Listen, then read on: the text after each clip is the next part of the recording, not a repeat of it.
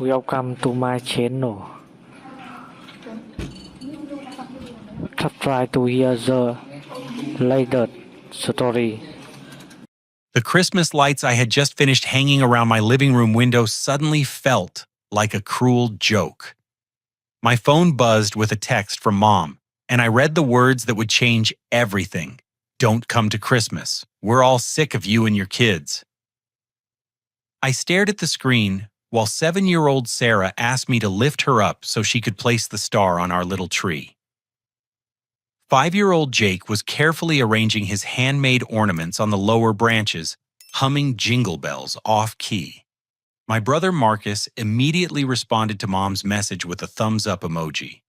My sister Jessica added 3 laughing face emojis. More messages poured in from the family group chat, each one cutting deeper than the last. I sat on my couch that evening after putting Sarah and Jake to bed, scrolling through 3 years of bank statements and financial records. The numbers told a story I had been too blind to see. Every month without fail, I had been transferring $2,800 to cover Mom's mortgage payment on the house where I grew up. Marcus's shiny red pickup truck that he loved showing off on Instagram. I'd been paying the $650 monthly payment since his credit got destroyed 2 years ago. Jessica's graduate school loans that she constantly complained about, $400 monthly, automatically deducted from my checking account. The family health insurance plan that covered everyone except me and my kids cost me $1,200 every month. I had my own separate plan through my job at the accounting firm where I worked as a senior financial analyst.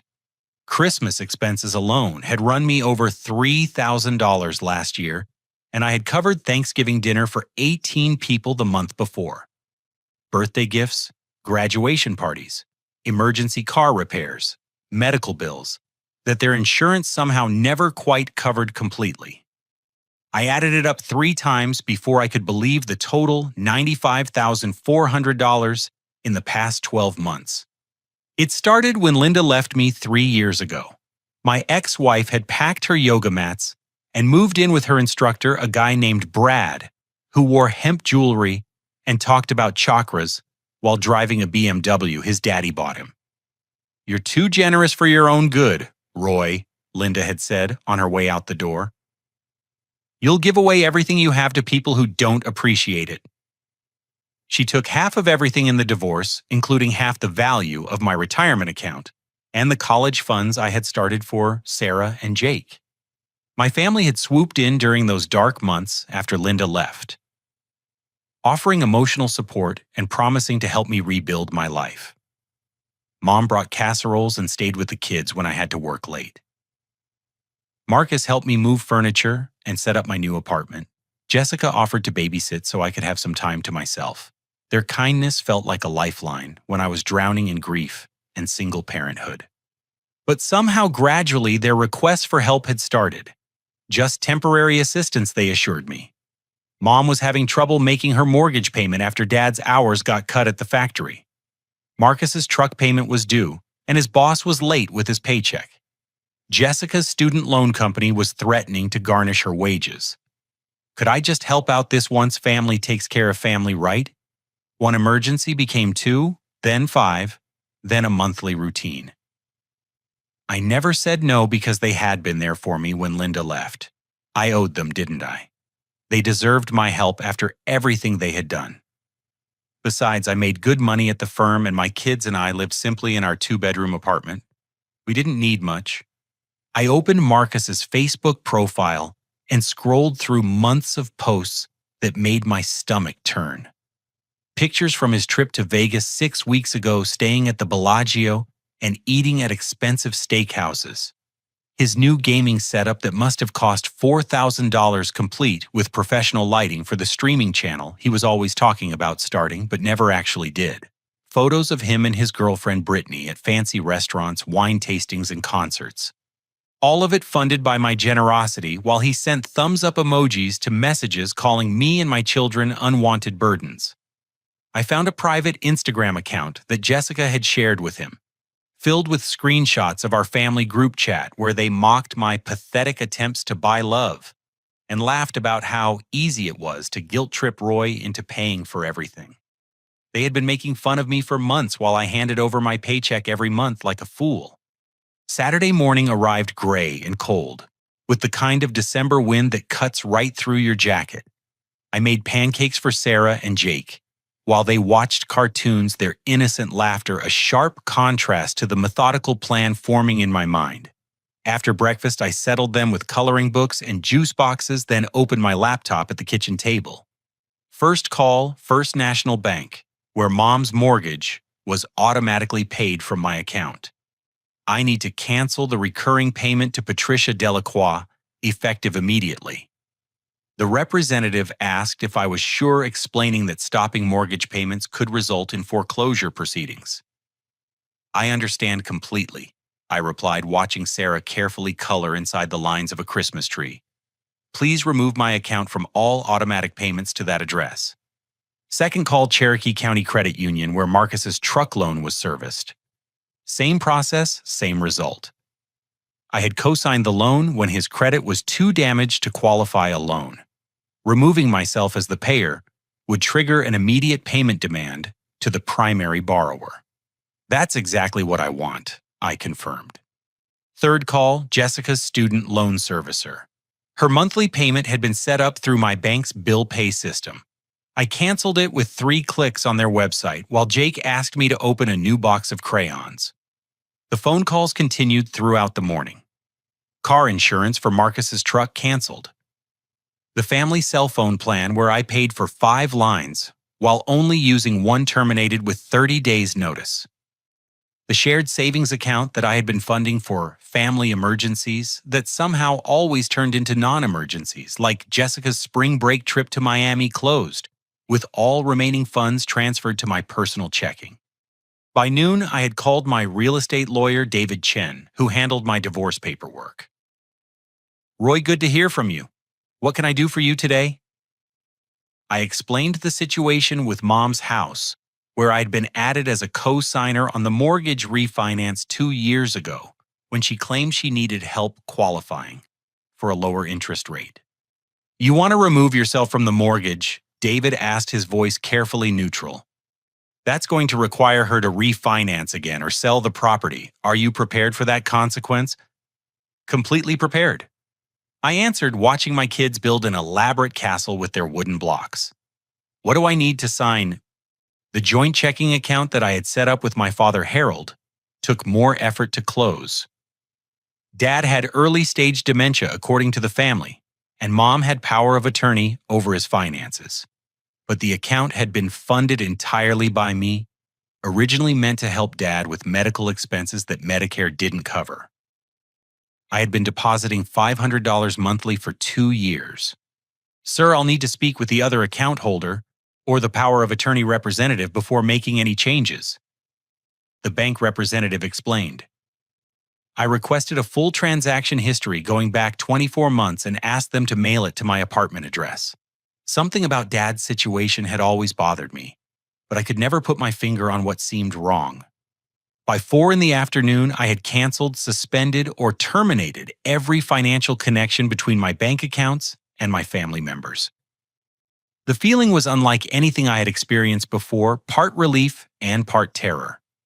For 3 years, I had been a one-man financial support system for people who apparently despised me. Now they would have to figure out how to pay their own bills, like everyone else their age. Sarah came over and climbed into my lap while I closed my laptop.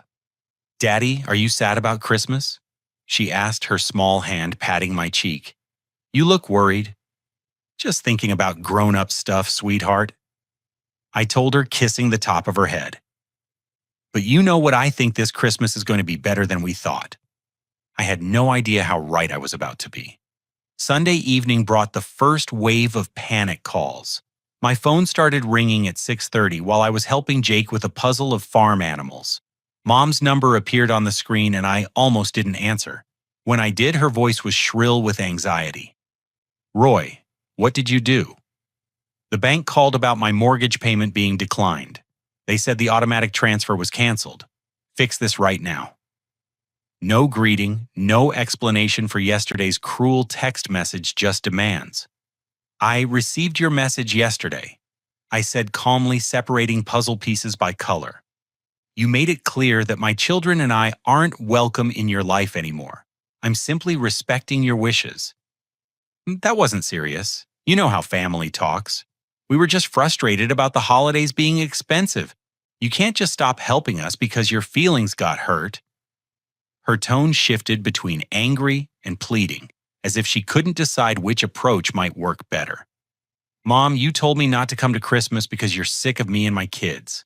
Marcus and Jessica agreed. I'm giving you exactly what you asked for space from us. I kept my voice level while Sarah held up two puzzle pieces that might fit together. The call ended with her screaming about responsibility and family loyalty before hanging up abruptly.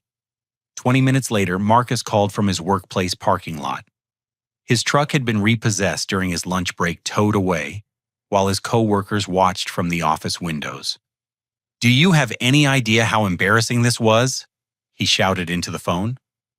People I work with saw my truck getting hooked up to a tow truck because you decided to throw a tantrum over a stupid text message. You need to call them right now and get my truck back. Your truck got repossessed because you haven't been making payments, I corrected him. I was making them for you, but since you clearly don't respect me or value our relationship, I stopped. The loan was in your name, Marcus. You signed the paperwork. You knew what would happen if payments stopped. He hung up, cursing my name and calling me a selfish bastard who was destroying the family over nothing.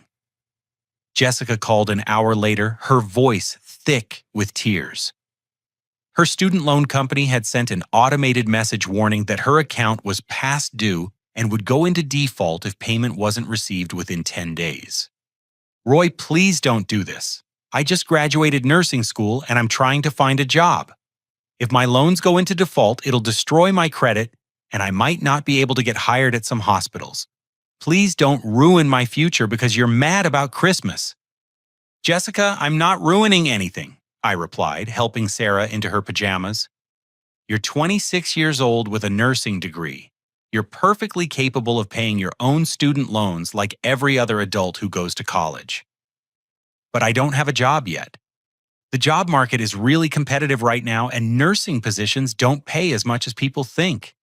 I can't afford $400 a month until I get hired somewhere.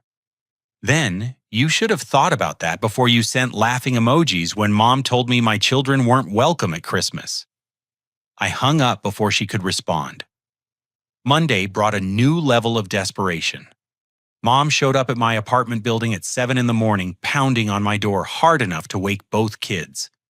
I looked through the peephole and saw her red face twisted with rage, still wearing the same clothes from yesterday. Roy, open this door right now. We need to talk about this family emergency you've created. Your father is having anxiety attacks because of the stress you're causing. Do you want to give your own father a heart attack? I turned on my phone's voice recorder and spoke through the closed door. Mom, it's 7 in the morning, and you're disturbing my neighbors. I've already explained my position. You said you were sick of me and my kids, so we're staying away from you like you asked. I'll call Child Protective Services. She screamed loud enough for the entire hallway to hear. I'll tell them you're an unfit father who abandons his family responsibilities. Those kids deserve better than a selfish father who puts money ahead of his own mother's welfare. Sarah appeared in the hallway, wearing her princess nightgown, rubbing her eyes. Daddy, why is Grandma yelling? Is she hurt? Jake peeked around the corner, clutching his stuffed elephant. Grandma is upset about grown-up things, I said softly, leading them back to their bedroom.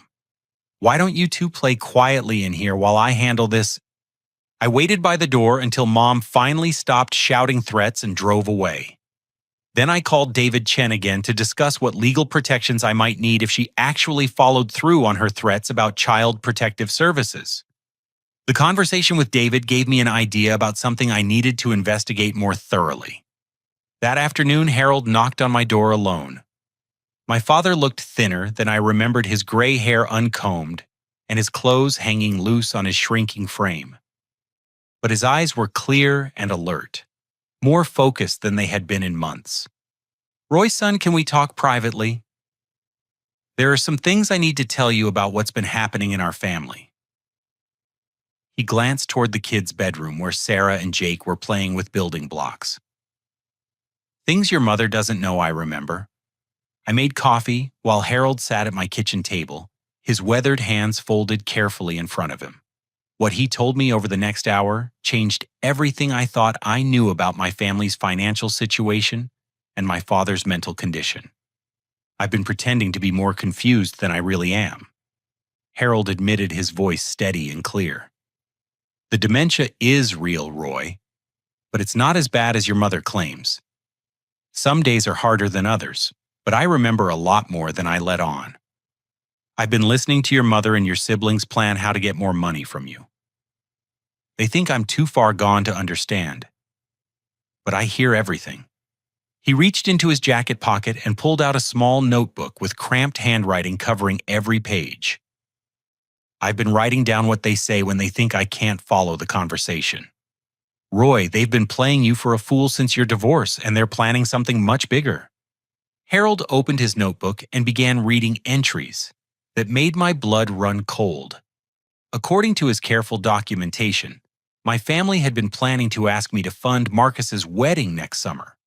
The estimated cost was $40,000, and they had already made deposits at the venue, the caterer, and the florist, assuming I would cover all expenses.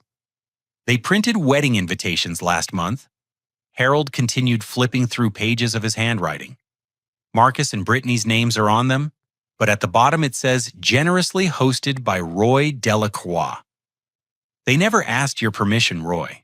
They just assumed you'd pay for everything like you always do. The notebook contained months of recorded conversations, including one where Mom and Jessica discussed how to manipulate me into paying for Jessica's apartment security deposit and first month's rent. Another entry detailed Marcus bragging to his friends about having a sucker brother who paid all his bills while he spent his own paycheck on entertainment and toys. There's more, Harold said, his voice growing heavier. Your mother has been talking to your ex-wife Linda on a regular basis. They've been planning to make you look financially irresponsible in court so Linda can get full custody of Sarah and Jake. Linda told your mother that if she could prove you waste money on family members instead of providing for your children, she might be able to get more child support or even custody. My hands shook as I processed this information. Linda had been trying to modify our custody agreement for months, claiming that my work schedule and living situation weren't stable enough for the children. I thought she was just being vindictive after the divorce. Now I realized it was a coordinated attack designed to separate me from my kids and my money simultaneously. The family group chat exploded that week as word spread about my financial shutdown. Uncle Tom and Aunt Patricia, my mother's siblings, reached out privately to offer their support. Tom called me Wednesday evening after his wife Patricia convinced him to get involved. Roy, I've been watching this situation for 3 years, and I should have spoken up sooner, Tom said. Your mother has been bragging to Patricia about how easy it is to get money from you. She calls you her personal ATM when she thinks no one is paying attention. Patricia and I are disgusted by how they've been treating you. Patricia took the phone from her husband. Honey, we've seen this pattern before in our family. Your grandmother used to do the same thing to your grandfather, making him feel guilty for every penny he spent on himself, while she controlled all the finances. Your mother learned it from her, and she's teaching Marcus and Jessica to do the same thing to you. But not all the extended family sided with me. Marcus recruited our cousins Danny and Steve to pressure me through social media and phone calls. Danny, who worked construction and had always resented my college education and white-collar job, left voicemails calling me Mr. Big Shot, who thought he was too good for his own family. Steve took a different approach, trying to guilt me with stories about family loyalty and the importance of taking care of elderly parents. Your mom raised you, Roy. She changed your diapers and stayed up all night when you were sick. You owe her more than a mortgage payment. You owe her your life. Jessica escalated by manipulating our 80-year-old grandmother into the conflict. Grandma Rose called me crying, begging me to reconsider my decision to abandon the family during the holidays. Jessica had told her a twisted version of events, where I was being selfish and greedy, keeping my money to myself, while my poor mother faced losing her home.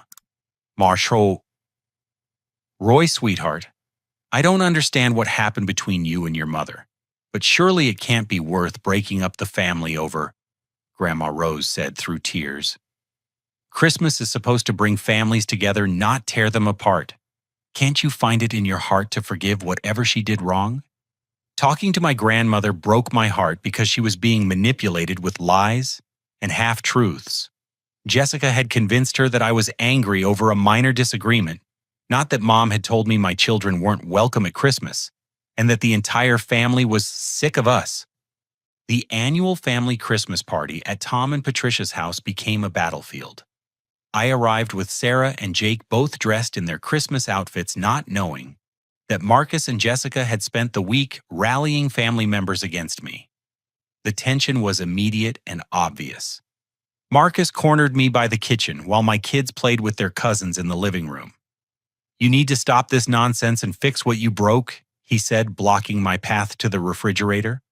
"Mom is talking about selling the house.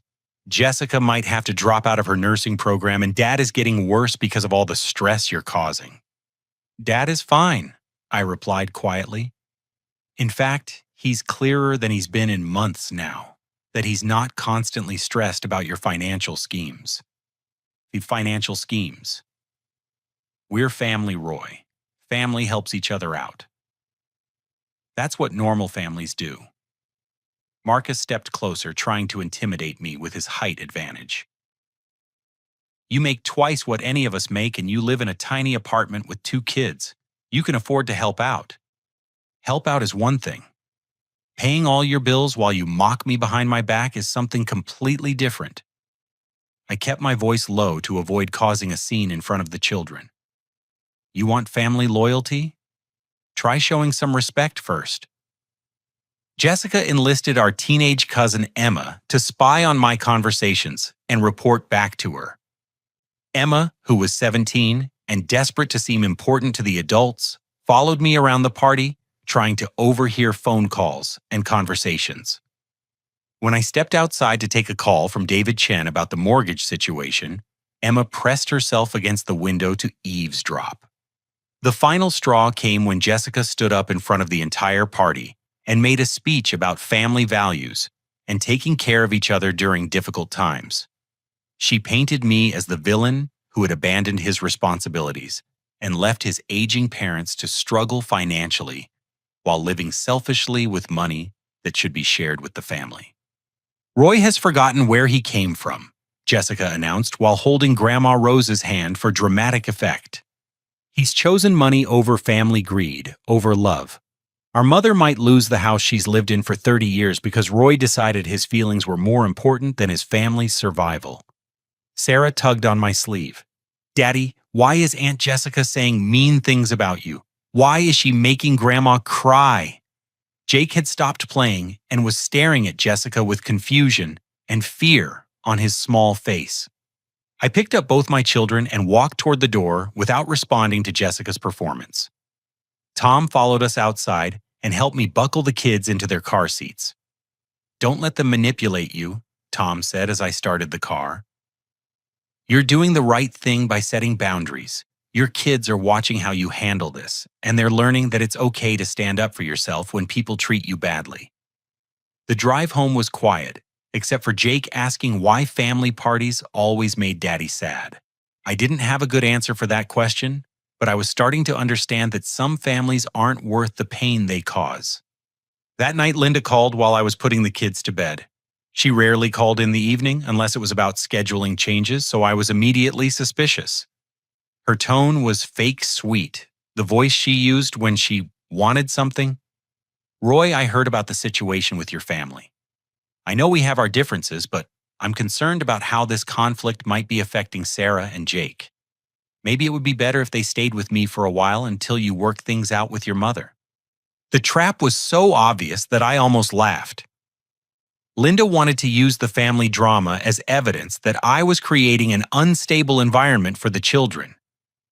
If she could get temporary custody during the Christmas conflict, she could argue in court that the kids were better off living with her permanently. Linda, the kids are fine. In fact, they're probably better off not being around people who think they're unwelcome burdens. I kept my voice neutral, even though I wanted to hang up immediately. We'll see you for your regular visitation this weekend, as scheduled. She tried to push the issue, claiming she was just looking out for the children's best interests, but I ended the call quickly. Another piece of the puzzle clicked into place as I realized how long Linda and my mother had been planning this coordinated attack on my finances and my custody of my children. Emma Sullivan came highly recommended by David Chen as the best family law attorney in our county. Her office overlooked the courthouse square, and her walls were covered with certificates and awards that spoke to her expertise in custody disputes and financial fraud cases.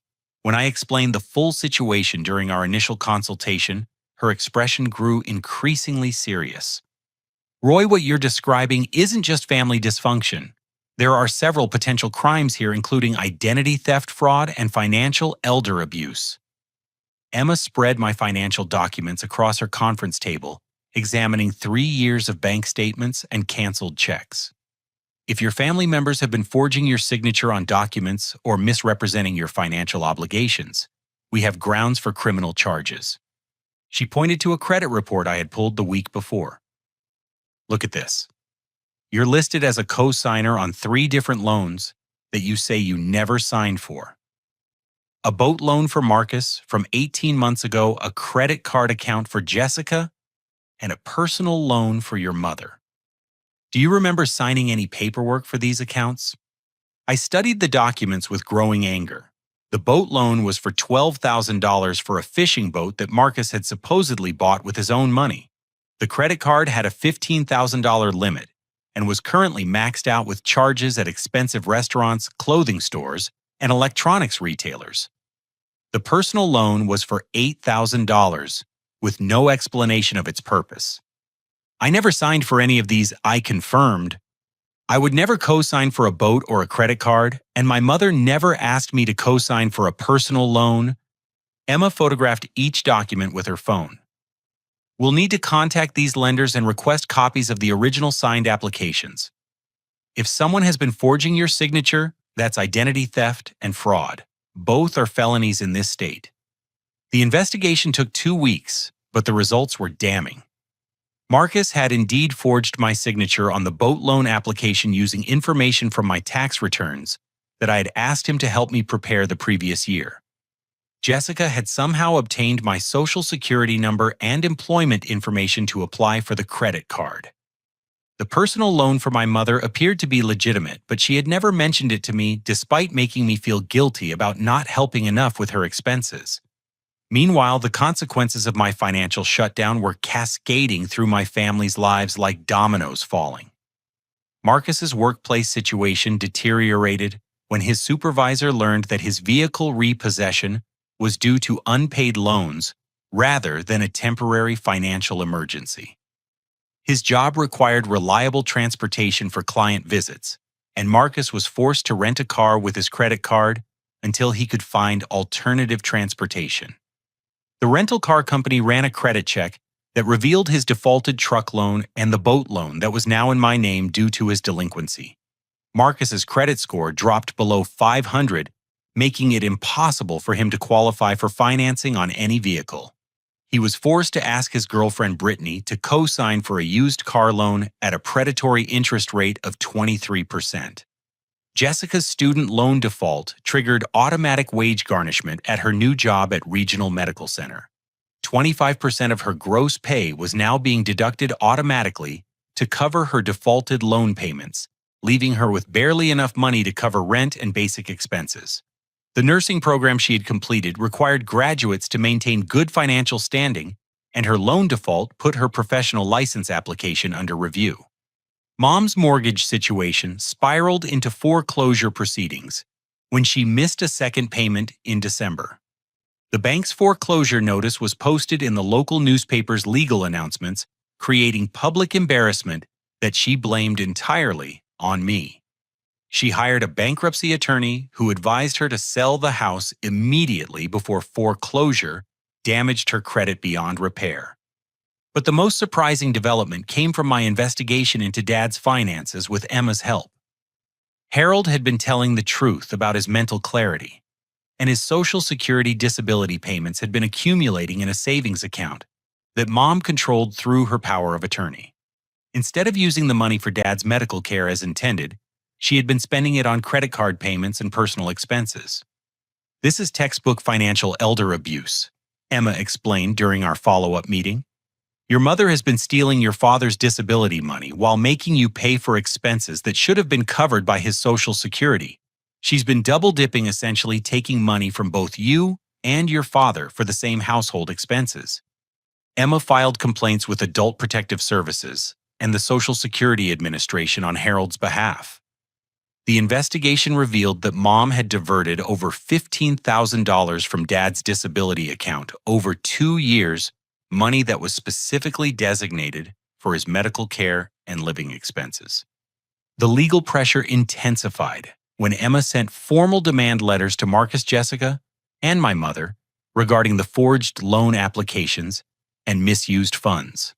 Marcus's employer, a regional insurance company, conducted their own investigation when they learned about potential fraud charges against one of their sales representatives. Corporate policy required employees to disclose any pending criminal charges, and Marcus faced suspension pending the outcome of the fraud investigation. Jessica's nursing license application was placed on hold by the State Board of Nursing when they received notification of the identity theft charges.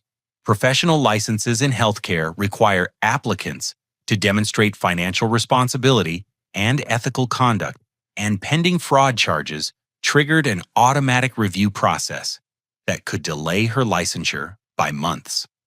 The financial and legal pressure created a domino effect that exposed years of financial irresponsibility and poor decision-making. Marcus's expensive lifestyle had been built entirely on credit, and my subsidies with no savings or emergency fund to fall back on when his support system collapsed. Jessica had accumulated over $30,000 in additional debt beyond her student loans, living well beyond her means while expecting me to cover her basic expenses. Mom's house, which she claimed to be in danger of losing because of my cruelty, turned out to be worth significantly less than the mortgage balance. She had refinanced multiple times to extract cash for home improvements that were never completed, and personal expenses that she couldn't otherwise afford. The house was underwater by at least $40,000, making foreclosure almost inevitable, regardless of my involvement. The investigation also revealed that Marcus and Jessica had been encouraging Mom to take out additional loans against the house to fund their various schemes. They had planned to ask me to co-sign for a home equity line of credit that would have put me on the hook for another $50,000 in debt secured by a property I would never own. Emma's thoroughness in documenting everything created an ironclad case that my family had been systematically defrauding me while manipulating my emotions to maintain their financial pipeline. The evidence was overwhelming, and the criminal referrals were proceeding through the district attorney's office for formal charges. "Roy, I want you to understand something important," Emma said as we reviewed the final investigative report. "This wasn't just about money. Your family was systematically destroying your financial future and your relationship with your children to fund their lifestyle.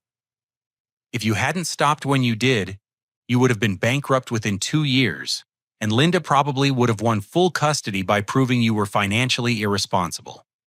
The scope of the betrayal was staggering, but knowing the truth gave me something I hadn't felt in years: clarity about who my family really was and what I needed to do to protect my children's future. Christmas Eve arrived with the first real snowfall of the season, covering my apartment complex in a blanket of white that made everything look clean and peaceful. Sarah and Jake pressed their faces against the living room window, watching fat snowflakes drift past the Christmas lights I'd hung around the frame. We had planned a quiet celebration, just the three of us, with homemade cookies and hot chocolate after the kids opened their presents. At 6 in the evening, a gentle knock on the door interrupted our movie watching. Through the peephole, I saw Harold standing in the hallway holding a covered plate and a manila envelope. He was alone, wearing his best coat and a red scarf that Mom had knitted him years ago. His eyes were bright and alert, more focused than I had seen him in months. "Grandpa Harold?" Sarah squealed when I opened the door, running to hug his legs. Jake followed close behind both children, genuinely excited to see him. Harold's face lit up with a smile that erased years from his weathered features. "I brought Christmas cookies," he announced, uncovering a plate of perfectly shaped sugar cookies decorated with colorful icing. "And I have some important things to discuss with your daddy while you two enjoy these treats." We settled the kids at their little table with cookies and milk while Harold and I sat on the couch. The manila envelope felt heavy in his hands as he considered his words carefully. "Roy, I need to tell you some things that I've been keeping to myself for too long. Your mother doesn't know I'm here, and she doesn't know what I'm about to share with you."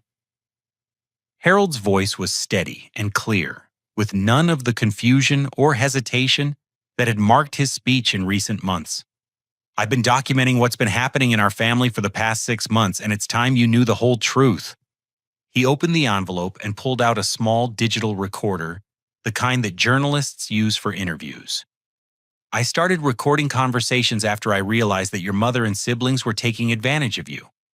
They thought my dementia was worse than it actually is, so they talked freely around me, assuming I wouldn't remember or understand what they were saying." Harold pressed play on the recorder, and his voice filled the room with conversations that made my stomach turn. The first recording was from 3 months ago, when Marcus and Jessica were discussing their plan to ask me to pay for the wedding. "Roy will never say no if we make it about family tradition and how much it means to Mom," Jessica's voice said through the small speaker. "He's still guilty about the divorce and thinks he owes us for being supportive. We just have to make him feel like a bad brother if he doesn't help out. The beautiful thing is that he makes so much money, he doesn't even miss what we take from him," Marcus added with a laugh. "His apartment rent is like half what my truck payment used to be before he started covering it. He lives like a monk while funding our entire lives." Harold fast-forwarded to another conversation where Mom was talking to someone on the phone. "Linda called again about the custody situation. She thinks if we can prove Roy is financially irresponsible by showing how much money he wastes on us, she can get full custody and increase the child support payments. I told her we'd testify that Roy neglects his own children to take care of his family instead." The recording device shook in Harold's hands as he looked at my face. "There's more, son. Much more. But first, I need to tell you about something else that your mother has been hiding from you for 5 years." He reached back into the envelope and pulled out legal documents that looked like they belonged in a safe deposit box. The letterhead read, "Whitman Graves and Associates Estate Planning Attorneys. Your grandmother Agnes left you an inheritance when she passed away 5 years ago. She set up a trust fund specifically for Sarah and Jake's education with you as the trustee. The trust contains $150,000 that was supposed to be transferred to an education savings account under your control when the estate was settled." I stared at the documents in disbelief. Grandma Agnes had been Mom's mother, a woman who had worked as a school teacher for 40 years and lived frugally her entire life. I knew she had some savings when she died, but Mom had told me that the estate barely covered her funeral expenses and medical bills. "Your mother has been receiving quarterly statements about this trust for 5 years, Harold continued. "She convinced the estate attorney that you were too grief-stricken after your divorce to handle the responsibility and that she would transfer the money to you when you were in a better emotional state. She's been using my dementia diagnosis as a cover story, claiming that I need constant care and that the trust money should be held until our family situation stabilizes." Harold handed me a stack of investment statements showing the trust's growth over 5 years.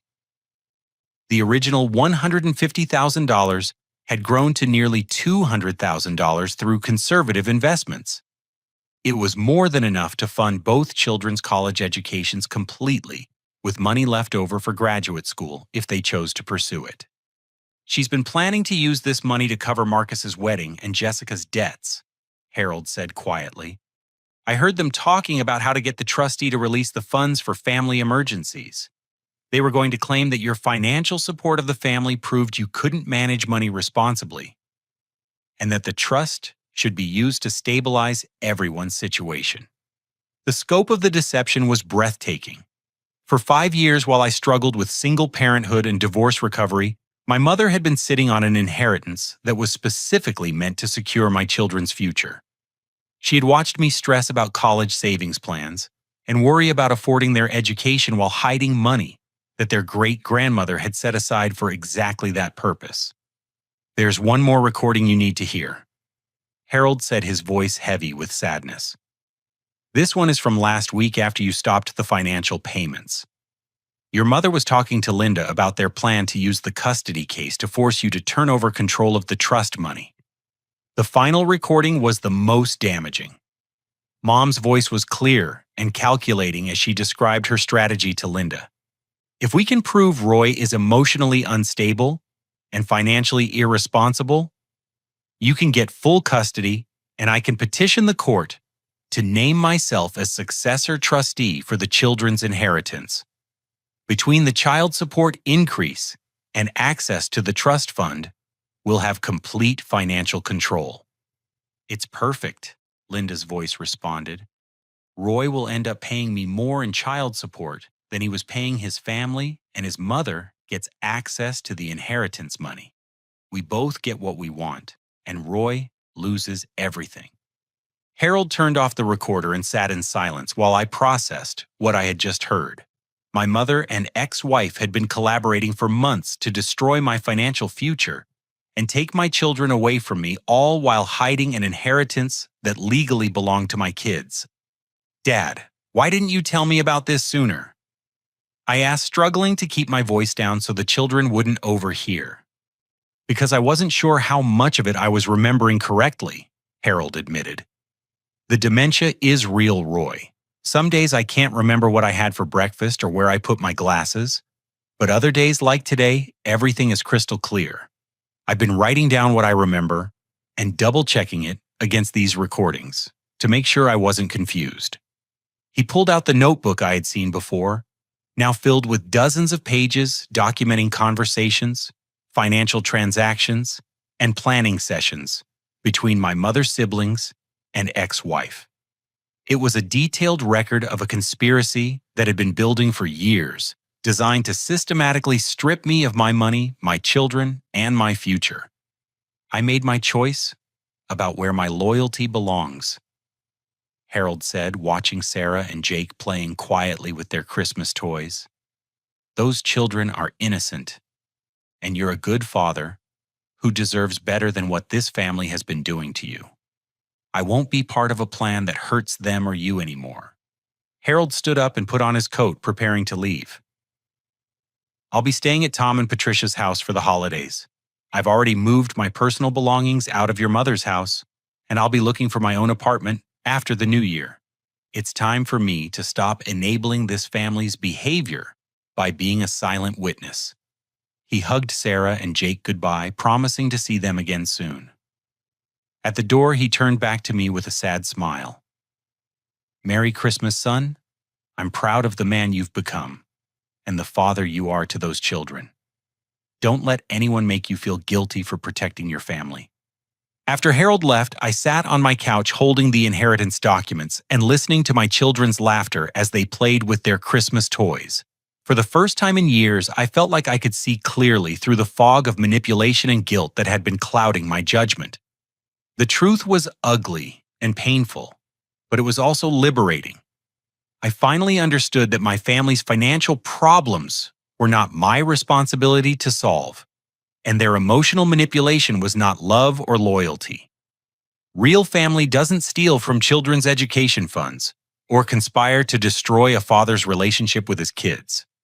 Christmas morning would bring new possibilities and the beginning of a future where my children's well-being came first before anyone else's wants or demands. The inheritance money would go exactly where Grandma Agnes intended, toward ensuring that Sarah and Jake had every opportunity to build successful, independent lives free from the toxic patterns that had defined our family for too long. 3 months after that Christmas Eve revelation, my life had transformed in ways I never could have imagined. The inheritance money from Grandma Agnes was now safely deposited in education savings accounts for Sarah and Jake exactly as she had intended 5 years earlier. With $200,000 growing in conservative investments, both children's college educations were fully funded with enough remaining for graduate school or professional training, if they chose to pursue it. The legal consequences for my family members had been swift and appropriate. Marcus accepted a plea bargain that required him to pay restitution of $12,000 for the forged boat loan and complete 200 hours of community service. His employer had terminated his position after the fraud conviction, but he eventually found work at a smaller insurance agency willing to hire someone with a criminal record. The experience had humbled him considerably, and his relationship with Brittany had ended when she realized the extent of his financial irresponsibility. Jessica faced similar consequences for the identity theft charges related to the credit card account. Her plea agreement included restitution community service and mandatory financial counseling. The State Board of Nursing had delayed her license application by 18 months, but they eventually approved her credentials after she completed an ethics course and demonstrated financial rehabilitation. She was now working as a registered nurse at a rural hospital, living within her means for the first time in her adult life. Mom had lost the house to foreclosure, despite my father's and my efforts to help her understand bankruptcy options. The house had been underwater financially for years, and foreclosure was actually the cleanest way for her to escape the crushing mortgage debt. She moved into a modest apartment that she could afford on her pension and part-time work at a grocery store. The change in her living situation had forced her to confront the reality of her spending habits and financial planning failures. The criminal charges related to the financial elder abuse of Harold's disability payments had been resolved, with a suspended sentence and mandatory restitution.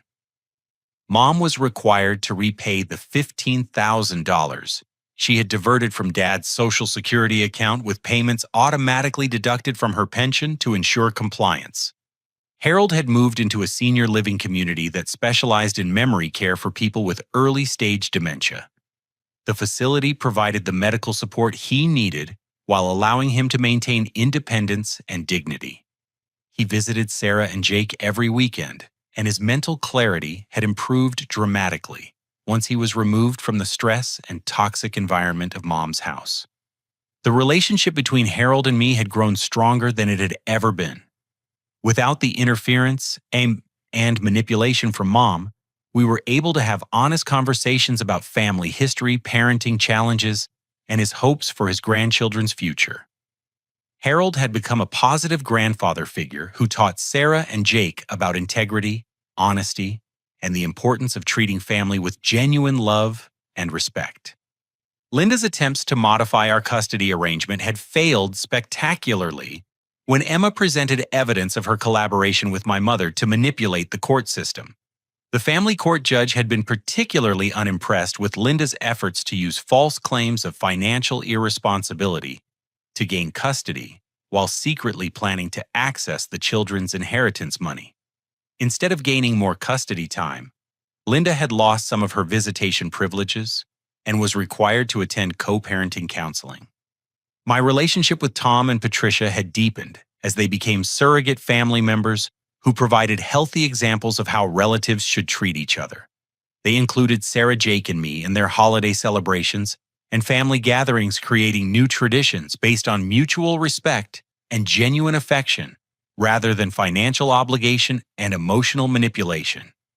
The financial relief of no longer supporting my entire extended family had been dramatic. Without the $95,000 in annual payments to ungrateful relatives, I was able to move to a larger apartment with a yard where the children could play safely. Sarah and Jake each had their own bedrooms for the first time, and we could afford family vacations, music lessons, and other activities that enriched their childhood experiences. But the most significant change had been in my own self-confidence and parenting approach. Learning to set boundaries with manipulative family members had taught me valuable lessons about recognizing emotional manipulation and standing firm in my values. Sarah and Jake were watching their father demonstrate that self-respect and protecting family integrity were more important than avoiding conflict or keeping peace with people who didn't respect our well-being. 6 months after that Christmas text message, I met Amanda Richardson at Jake's soccer practice. She was a third-grade teacher whose son played on the same team, and our friendship developed naturally over shared conversations about parenting education and building stable lives for our children. Amanda was a single mother who had also learned to recognize and avoid manipulative relationships, and she appreciated my protective instincts and commitment to my children's emotional security. Our relationship progressed slowly and thoughtfully, with both of us prioritizing our children's adjustment and comfort. Sarah and Jake adored Amanda's gentle nature, and her son Trevor, who was Jake's age, and shared his love of building elaborate structures with any available materials. When Amanda and I decided to move in together after a year of dating, it felt like a natural extension of the healthy family we had been creating together. The second Christmas after the devastating text message was everything that holidays should be: warm, genuine, and filled with people who chose to be together out of love rather than obligation. Our celebration included Amanda and Trevor, Harold, Tom, and Patricia and David Chen and his family, who had become close friends during the legal proceedings. As I watched Sarah and Jake playing with Trevor, while the adults shared stories and laughter around our dinner table, I reflected on the profound life lesson that had emerged from what initially felt like the worst betrayal of my life. I had learned that generosity without boundaries isn't kindness. It's enabling destructive behavior that ultimately hurts everyone involved. Real family members support your growth and respect your autonomy rather than viewing you as a resource to be exploited. True love doesn't come with financial requirements or emotional manipulation designed to create guilt and compliance. Most importantly, I learned that sometimes the most loving thing you can do is say no, and mean it even when that decision creates temporary pain or conflict. My children needed a father who valued himself enough to demand respect, not someone who confused being needed with being loved. They deserve to grow up understanding that healthy relationships are based on mutual respect and genuine affection, not financial transactions disguised as family loyalty. The boundaries I had set with my toxic family members weren't walls designed to hurt people. They were protective barriers that allowed healthy relationships to flourish while preventing destructive ones from continuing. Harold, Tom, Patricia, Amanda, and Trevor had all entered our lives because I had finally created space for people who genuinely cared about our well-being. Looking back on that Christmas text message, I could see it as the catalyst that freed us from a cycle of exploitation and emotional abuse that could have continued for decades. My mother's cruel words had inadvertently given me permission to stop sacrificing my children's future for the comfort of people who viewed us as unwelcome burdens. The greatest victory wasn't the money I had saved or the legal consequences my family had faced. It was the knowledge that Sarah and Jake were growing up in an environment where their worth wasn't measured by what they could provide for others, and where love wasn't conditional on financial generosity or emotional compliance. As we cleaned up after our Christmas celebration, Sarah asked me why this Christmas felt so much happier than the ones we used to have with Grandma's family. I thought carefully about how to explain the difference in terms she could understand. Sometimes people pretend to love you because they want something from you, I told her while we wrapped leftover cookies. But real love means people want to spend time with you just because they enjoy your company, not because you give them things or do favors for them. Everyone who is here today chose to be here because they genuinely care about us. Jake, who is 7 now, and increasingly thoughtful about family relationships, added his own observation, like how Grandpa Harold gives us hugs that feel happy, but Grandma used to give hugs that felt worried. His innocent insight perfectly captured the difference between authentic affection and emotional manipulation. The people around our Christmas table that year had chosen to be part of our family because they valued our presence, not our presence. They celebrated our successes without jealousy and supported us through challenges without keeping score of what they were owed in return. The inheritance money from Grandma Agnes had given my children financial security for their educations. But the lesson about recognizing genuine love versus manipulation would protect them for their entire lives. They were learning early that healthy relationships enhance your life rather than depleting your resources, and that family loyalty should never require you to sacrifice your own well-being or your children's future. That Christmas marked the beginning of a new chapter where our family traditions were based on joy and gratitude rather than obligation and guilt. We had learned that sometimes losing toxic family members creates space for finding people who become family through choice and mutual respect. The text message that once broke my heart had ultimately set us free to build the kind of family relationships that my children would want to recreate in their own lives someday. Real love doesn't come with a price tag, and genuine family doesn't require you to prove your worth through financial sacrifice. Have you ever had to set difficult boundaries with family members who were taking advantage of your generosity? I'd love to hear your thoughts in the comments below about how you've navigated challenging family dynamics while protecting your own well-being and your children's future. If this story resonated with you, please give it a like. And consider subscribing for more stories about overcoming family challenges and building healthier relationships. Don't forget to share this with someone who might need to hear that it's okay to put their own family's needs first, even when that means disappointing people who feel entitled to your time, money, or emotional energy. Thank you for listening to my story, and I hope it helps you recognize the difference between genuine family love and emotional manipulation, disguised as obligation. Remember that you deserve relationships that lift you up rather than drain you dry, and that teaching your children to recognize their own worth is one of the greatest gifts you can give them.